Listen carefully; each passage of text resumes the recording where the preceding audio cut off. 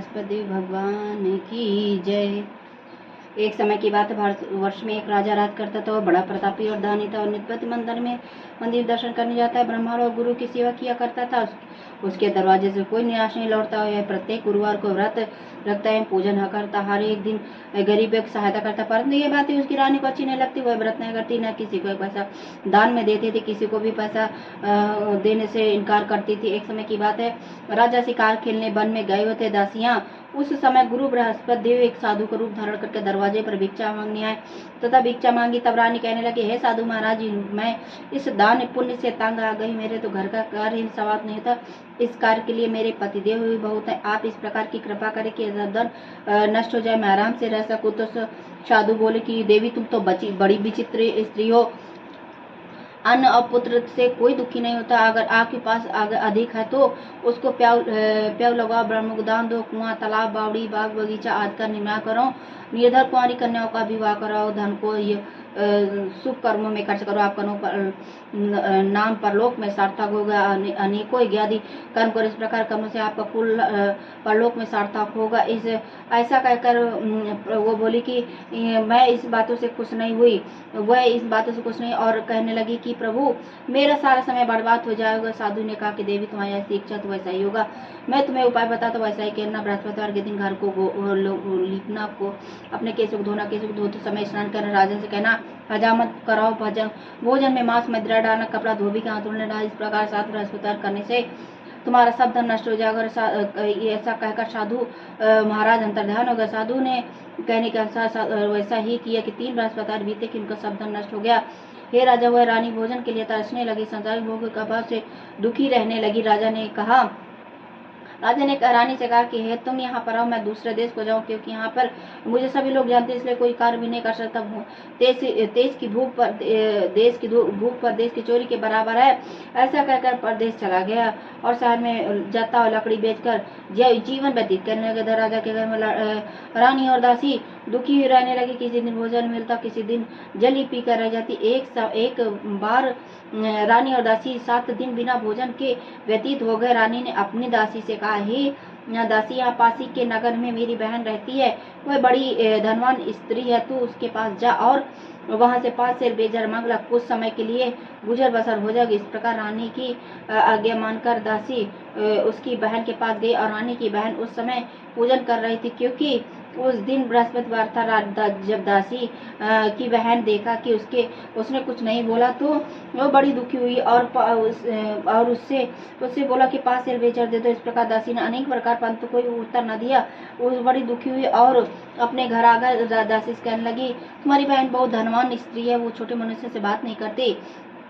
रानी ने कहा कि आपत्ति में सबका पता लगता है, कौन अपना है कौन पराया है, इससे उसका कोई दोष नहीं। जब बुरे दिन आते हैं तो ऐसा ही होता है, यह हमारे भाग का दोष है। तो रानी ने देखा कि मेरी बहन की दासी आई थी, परंतु उससे मैं कुछ नहीं बोली। इससे वो बड़ी दुखी हुई होगी बेचारी। भगवान को पूजन समाप्त कर प्रसाद पाकर बहन के घर चल दी और अपनी बहन के घर जाकर प्रसाद पाकर वसी बहन से बोला कि क्या बात है, किस लिए तुम हमारे घर गई थी। तो रानी ने कहा कि देखो बहन, तुमसे कोई छुपी बात नहीं है। हमारे घर में अनाज नहीं है। तो उसने कहा कि बृहस्पति सबकी मनोकामना पूर्ण करते, देखो तुम्हारे घर में अनाज रखा है, अंदर जाओ। तो वो अंदर गई तो एक घड़ा बेजर का भरा हुआ मिला। देखो तो बृहस्पति सबकी मनोकामना पूर्ण करते हैं।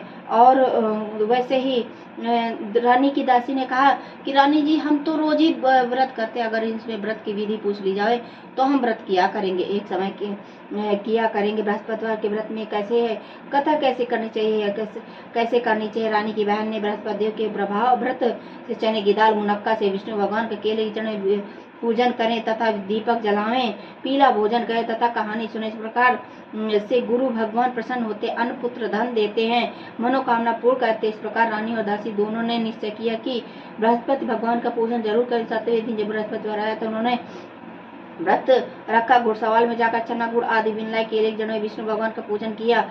अब भोजन पीला कहाँ से, अब बिचारी उन्होंने, परंतु उन्होंने व्रत रखा था, इस कारण भगवान प्रसन्न 2 थालों में पीला भोजन लेकर आया। दासी को देकर बोले, हे प्रभु दासी, यहाँ तुम्हारे और रानी के लिए भोजन है, तुम दोनों ही व्रत की हो, इसलिए तुम दोनों ही भोजन करना। अन्न पाकर वो बड़ी प्रसन्न हुई और रानी ने से जाकर बोली, चलो रानी जी भोजन कर लो। रानी को इस विषय में कुछ पता नहीं था, इसलिए बोली, तू क्यों व्यर्थ में हमारी हंसी उड़ाती है। तो रानी बोली कि नहीं, महात्मा हमको भोजन देगा, हम दोनों ही भोजन करेंगे। तो और जाकर दोनों ने साथ साथ भोजन किया, भगवान को नमस्कार कर भोजन प्रारंभ कर दिया। प्रत्येक बृहस्पतिवार को भगवान का व्रत और पूजन करने लगी। भगवान की कृपा से खूब धन धान्य हो गया। फिर उसी प्रकार आलस्य करने लगी। तो दासी बोली कि रानी जी, पहले भी तुम इसी प्रकार का आलस्य करती थी, इसलिए तुम्हें धन रखने उठाने में तुम्हें कष्ट होता था। अब इसी प्रकार का कष्ट फिर तुम करने लगी हो। भगवान की कृपा से अगर तुम दान पुण्य करो, भूखे मनुष्य को भोजन कराओ, पैव लगाओ, ब्रह्म दान दो, कुआं तालाब बाड़ी बाग बगीचा का निर्माण करो, कौन कन्याओं का विवाह करो, धन को शुभ कर्मों में खर्च करो, तुम्हारे यश का कुल बढ़ेगा, परलोक में सार्थक होगा। उधर रानी ने एक दिन सोचा कि पता नहीं राजा किस प्रकार से होंगे। उन्होंने प्रार्थना की। रात्रि में राजा ने को सबने कहा कि हे राजन, उठ, तेरी रानी तुझको सोचती है, अपने देह को चल। तो राजा ने कहा कि स्त्री जाति खाने पहनने की समिनी होती है, पर भगवान की आज्ञा मानकर अपने घर को चलने के लिए तैयार हो। इस पूरी जगह पर राजा परदेश चल गया, दुखी रहने लगा। प्रतिदिन जंगल में लकड़ी बिनकर लाता, अपने सहन में बीता, अपने दुखी जीवन को बड़ी कठिनता के साथ व्यतीत करने लगा। एक दिन कि राजा दुखी हो, अपनी पुरानी बातों को याद करके उन्हें लगा। एक दिन तब जंगल में बृहस्पति एक साधु का रूप धारण करके आए। राजा ने के पास आकर बोले, अरे तुम इस सुनसान जंगल में किस चिंता में बैठे, बताओ। राजा के नेत्र में जल भर आया और साधु से सारी वंदना कह बतलाया। बोले, साधु तुम दयालु होते हैं। तो कहा, तुम्हारी रानी ने बृहस्पति का अपमान किया था, जिससे तुम्हारी यह दशा हुई। आज किसी प्रकार की चिंता मत करो, देखो तुम्हारी स्त्री ने बृहस्पतिवार का व्रत करना प्रारंभ कर दिया। अब तुम भी किया करो, तुम धनवान हो गए। देखो तुम्हारी स्त्री ने व्रत करना प्रारंभ कर दिया। ऐसे केले के दिन में विष्णु भगवान का पूजन करो, कथा कहो, सुनो और तेरे सब मनोकामना पूर्ण होंगे। बृहस्पति देव को प्रसन्न देखकर मुझे लकड़ी बेच कर इतना पैसा नहीं मिला जिससे भोजन करने के उपरांत मैं कुछ बचा सकूं। मैंने रात में अपनी रानी को व्याकुल देखा है, मेरे पास कुछ भी नहीं है कि उनकी कोई खबर मंगा सकूं। कौन सी कहानी कहूं, ये मुझे मालूम नहीं है। साधु ने कहा, हे राजा, तुम किसी बात की चिंता मत करो। बृहस्पति देव तुमको रोजाना की तरह लकड़ियां बेचकर नगर को जाओ, तुमको रोज से दुगना धन प्राप्त होगा और तुम बाली भांत भोजन भी कर लोगे। बृहस्पति देव की पूजन का सामान भी आ जाओगे। बृहस्पति देव की कहानी निम्न प्रकार है। बोले बृहस्पति देव भगवान की जय।